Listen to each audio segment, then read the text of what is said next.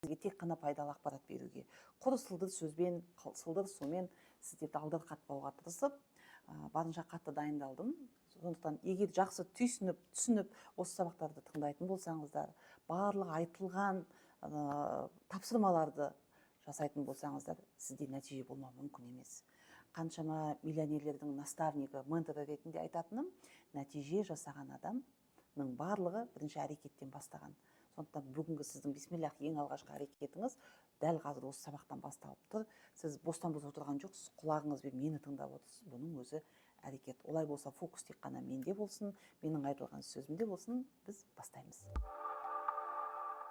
Ең бірінші айта кететін болсақ, сіздер білесіздер, мен осы түп санаға байланысты, осы мақсаттарға байланысты, өсуге байланысты сабақтарды 2017 жылдан бері бастадым. 18, 19, 20, 21 жылдарда бізде өте актуалды түрде сабақтарымыз сатылды, білесіздер. 19, 20, 21 жылдарда бізде енді пик дейміз, өте жоғарғы көлемдегі сабақтың сатылған уақыттар болды.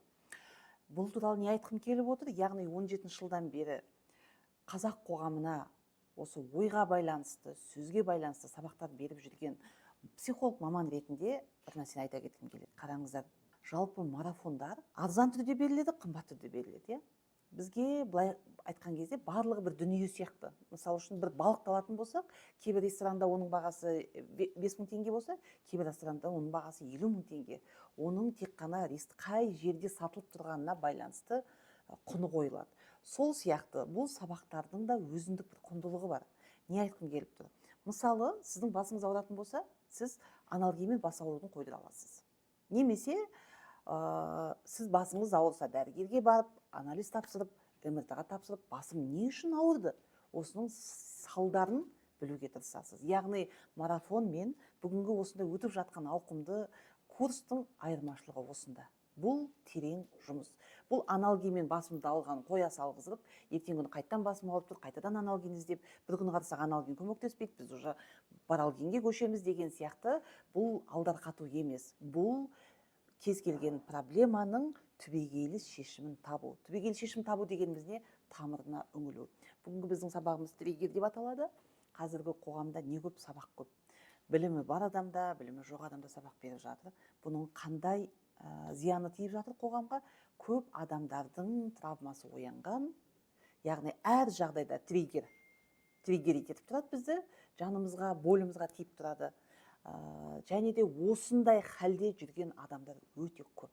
Лайым біздің осы өткізіп жатқан сабағымыз сіздер үшін қайырлы болып, жандарыңызға тыныштық әкелетін сабақ болса деп тілеймін. Ең бірінші триггер дегеніміз не? Бұны енді қазір алғашқы кезде ешкім түсінбейтін триггер деген сөзді, бір кино жанрында түсінетін едік. Қазір барлығыңыз біліп қалдыңыздар, триггер дегеніміз не? Айналамыздағы болып жатқан қорқынышты жағдайлардың маған әсер етуі. Мысалы, қараңыздар, жер сілкініп жатыр, бірақ бүкіл ел Алматыдан көшіп кеткен жоқ. Кімде триггер бар? Жер сілкінісінен қорқамын, өлімнен қорқамын, бала-шағамнан айырылып қалудан қорқамын деген адамдар жер сілкінісі туралы күні-түні ақпаратты зерттеп, соны қарап, телефондарына арнайы қондырғы қондырып, қашан сілкінеді екен, неге бізге ескертпей жатыр, билік қайда қарап отыр, өзімен өз паникаға кетіп жатыр. Триггер дегеніміз осы. Қоғамдағы табиғат апатынан ешкім сақтандыра алмайды. Тіпті дамыған Жапонияның өзі жер сілкінудің алдын ала алмайды. Сондықтан бұл жерде бір-ақ нәрсе керек, бізге не керек? Сабырлық керек. Ал енді бойында қорқынышы бар адам ешқандай сабыр сақтай алмайды, өкінішке орай. Қанша айтыңыз, сабыр сақтай алмайды. Енді қараңыз, мысалы, қазіргі кезде өте бір ауқымды тақырып педофилизм. Қараңыз, сіз үлкен адамсыз, сізге ешкім тиіспейді, бәлкім. Бірақ сіз балаңыз үшін қорқа бересіз. Триггер. Бұның біз астарын анықтаған кезде не байқаймыз? Өзінің балалық шағындағы ер азаматтың тарапынан бір зорлық-зомбылық мәселесі болса, тіпті бір қыз балалар болады, зорлық көрмеген, жай ғана, мысалы, менің ағам дейді, менің колготкемді шешкен дейді. Ол енді зорлыққа жатпайды. Бірақ кішкентай қыз, менің ағам жаман нәрсе жасап жатыр, ұятсыз нәрсе жасап жатыр деп ойлайды да, кішкентай қыз өзінің хәлінше қорытындылайды. Ода қорқыныш пайда болады, менің ағам қауіпті екен ғой. Яғни, осы дүниеден бұл адамның бойында осындай қорқыныш пайда болады. Өскен кезде мына педофилизм туралы ақпараттарды естігенде сол қорқыныш оянып тұрады. Бұл адам баласы үшін қорқа бастайды. Өзінің бала шағасын бірге қалдырудан қорқатын ата-аналар маған өте көп келді. Сондықтан да триггер дегеніміз, тағы да қайталап айтамын, жақсылап тыңдап алыңыз, айналамызда болып жатқан қорқынышты оқиғалардың маған ауыр әсер етуі. Енді сіз ойланып қараңыз, сіздің айналаңыздағы қандай қорқынышты оқиға сізге ауыр әсер етіп жатыр? Егер сізге айналаңызда қорқынышты оқиға ауыр әсер етсе, сіздің тынышыңызды алса, сіздің жүрегіңіз тарсылдайтын болса, кеудеңіз қысылатын болса, сізге міндетті түрде тісіңізді жұлғызып тастағандай бұл қорқыныштың түбімен жұлғызып емделуіңіз қажет.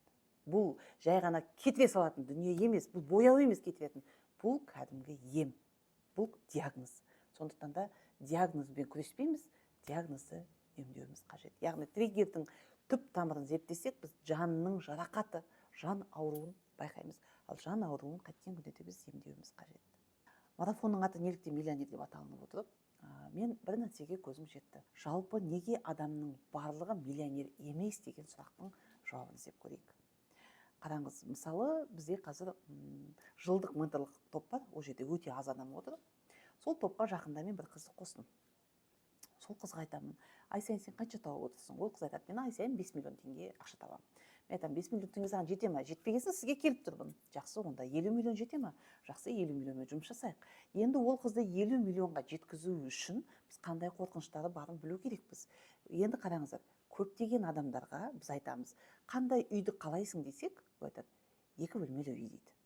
Ойлаңызшы, мысалы менде сол жылдық менторлықта отырған бір қыз бар, сол қыз айтады: мен дейді Алматының шетінде Абай дейтін ауыл бар екен, сол жерден 4 бөлмелі үй алғым келеді дейді. Біз сонымен жеке разбор жасадық та, мен оған айттым: елестетіңіз сіз көзіңізді, сіз Алматы қаласының орталығынан, Әл-Фарабидің бойынан 4 бөлмелі үй алайын деп жатырсыз десем, көзін ашып алады да: жоқ, маған Абай совхоздағы 4 бөлмелі үй керек дейді. Ол жерде ешкім берейін деп жатқан жоқ. Яғни біз тіпті қиялымыздың өзіне шектеу қойып қоямыз. Жай ғана Әл-Фарабидің бойынан керек емес дейді маған. Маған мүлде керек емес, Айнұр апай, маған Әл-Фараби керек емес. Бағасы да керек емес, аты да заты да керек емес. Көрдіңіздер ме? Яғни сіз нені керек қылып жүрсіз, сол нәрсені міндетті түрде табасыз. 2 бөлмелі үй. Мысалы, бізде Айжанар дейтін бір қыз болған, қателеспесем Шымкент қаласынан көшіп келді. Сол қыз айтады: келгеннен мақсат қоя берген. Алматы қаласында ол енді өте қатты қиналған, үй жинаған, әйткен, бүйткен. Мен бұл қызбен көшеде кездесіп қалып сөйлестім да, сонда сол қыз айтады: сізді тыңдадым дейді, ютубтан тегін сабақтарды тыңдадым дейді. Мен дейді Шымкенттен Алматыға өзі ата-анасымен келіспеушілік болып келген, вокзалда қонып жүрдім. Енді әркімнің үйіне барып қонатын жер оған үлкен актуалды проблем болған. Сонда бұл қыз нені армандаған: Құдай-ай, тым болмаса 1 бөлмелі жатақханам болса деп армандаған. Қазір сол 1 бөлмелі жатақханада тұрады. Арманы жоқ, былайша айтқан кезде, Аллаға шүкір деп соған қанағат қылып отыр. Өзі нені армандады, Құдай соны берді, былайша айтқан кезде. Енді көп адамдар айтуы мүмкін Айжанарға қарап: мынау Айнұр Тұрсынбаеваның сабағына қатысқан ғой, сонда қайсы жетіскен жетістігі, 1 бөлмелі жатақхана ма тұрып жатқан жері деп айтуы мүмкін. Ал оның бар арманы өзімнің баспанам болса, тым болмаса 1 бөлмелі жатақханада. Енді сол жатақханада кірген Айжанар зона комфорта дейміз, ол жайлылық зона басында баспанасы бар. Айлығы жатақхананы төлеуге жетеді, күнкөрісіне жетеді, жайлылық зонасында. Енді қазір ол жатақханадан Айжанарды шығару өте қиын. Негіз бұл өмір деген қозғалыс, өзендер ағып жатқан сияқты, өмірде ағып, уақыт деген өтіп жатыр. Сондықтан сіз тоқтап қалмаңыз. Өзенде ағып жатыр, заман да кетіп жатыр, уақыт та кетіп жатыр, кішкентай бала өсіп жатыр, бәрі өсіп жатыр, дамып жатыр. Дамбай отырған біз ғана осы маған жетеді деп қанап отырмыз. Осыған қанағат дейміз. Өкінішке орай біздің қоғам жалқаулық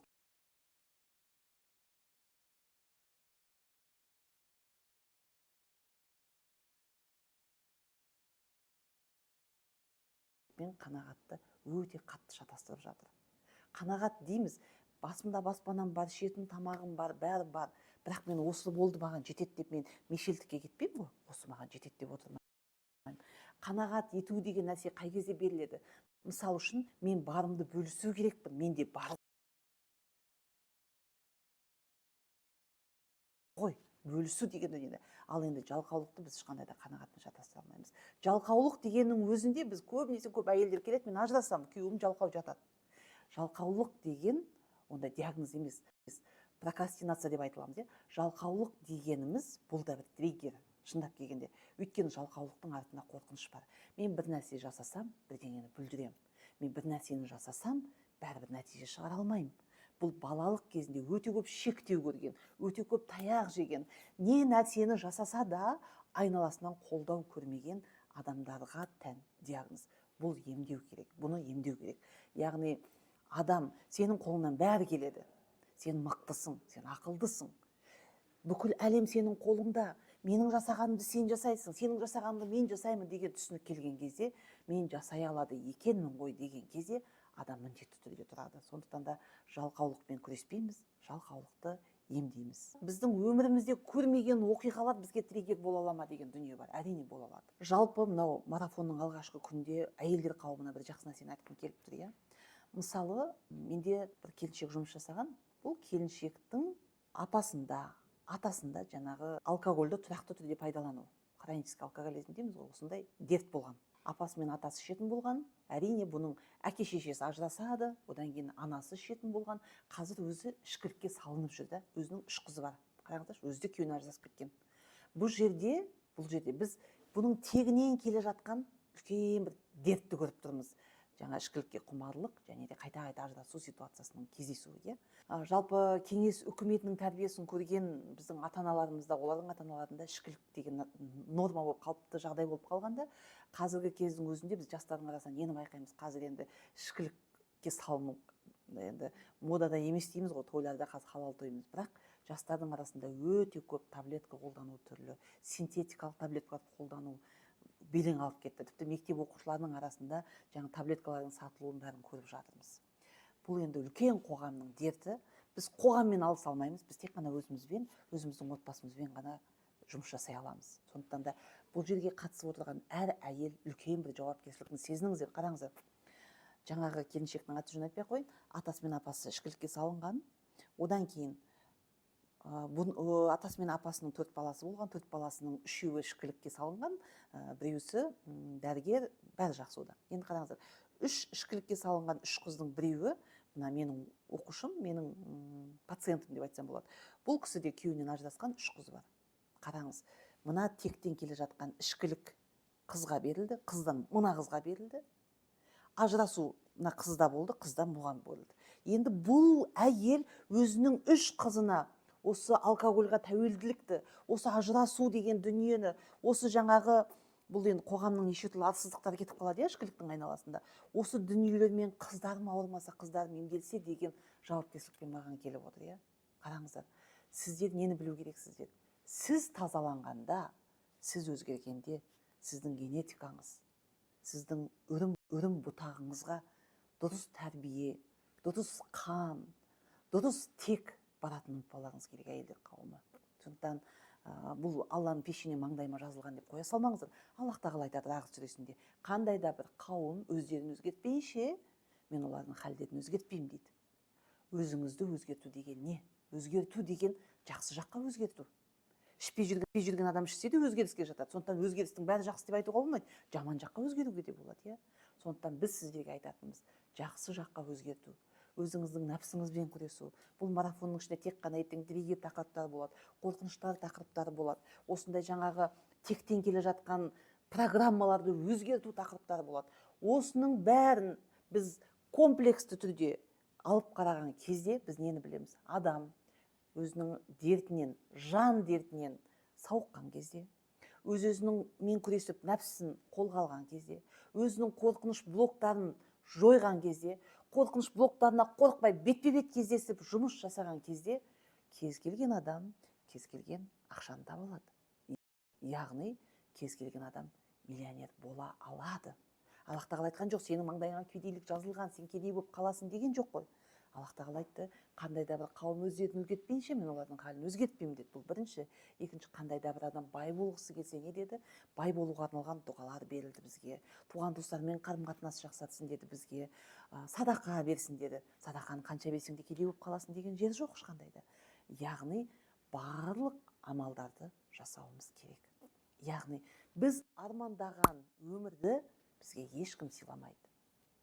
Мен мысал үшін тіпті балам мен қызым, мынау сенің тұратын үйің, үйің, мынау сенің тұратын көлігің, мынау саған жететін ақша, ештеңке істемей, мынау сенің армандаған өмірің деп мен туған балама бере алмаймын. Ол өз өмірін өзі жасау керек, қалыптастыру керек.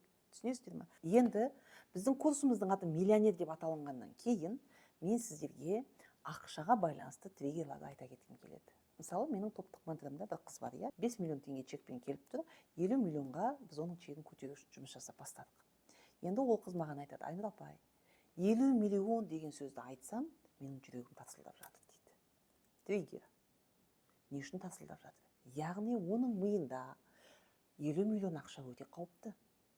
50 миллион ақша маған керек емес, 5 миллион маған жетеді деп тұр. Егер біз оның 50 миллионға деген қорқынышын тапсақ, ол әлбетте 50 миллионды табады. Енді қараңыз, ақшаға байланысты триггерлер қандай болады? Мысалы, мен көп ақша тапсам, сотталып кетуім мүмкін.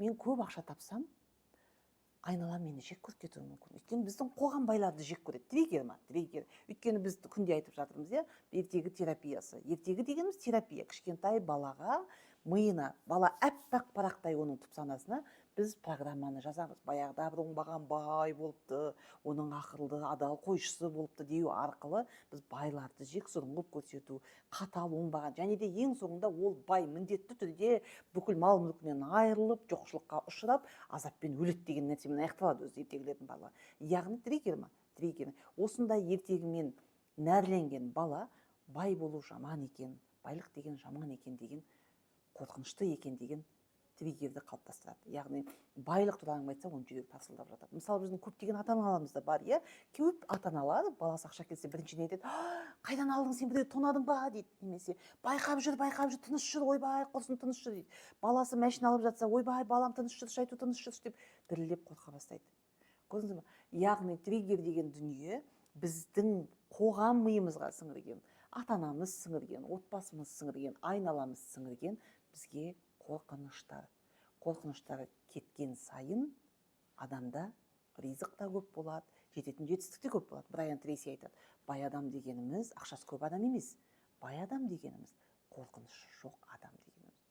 Яғни кез келген болып жатқан қорқынышты жағдай сізге көп әсер ететін болса, сіз қорқатын болсаңыз, сіздің көп ақша табуға қабілетіңіз аз деген сөз. Осы марафонға қатысып отырған барлық оқырмандар сіздерге айтатын: сіздің өміріңіздің жауапкершілігі өз қолыңызда. Енді әрине көп адамдар жауапкершілік ала алмайды. Біз қазір Карпман үштігіне өтеміз келесі сабақта. Карпман үштігінде не үшін жауапкершілік ала алмай жатырмын? Не үшін мен қорқамын? Не үшін менің өмірімде өзгеріс бола алмай жатыр? Неге менің ағзамда, тәнімде аурулар көп деген сұрақтардың жауабын анықтайтын боламыз. Менің ойымша бүгінгі сабақ сіз үшін өте пайдалы деп ойлаймын. Кез келген триггерден құтылуға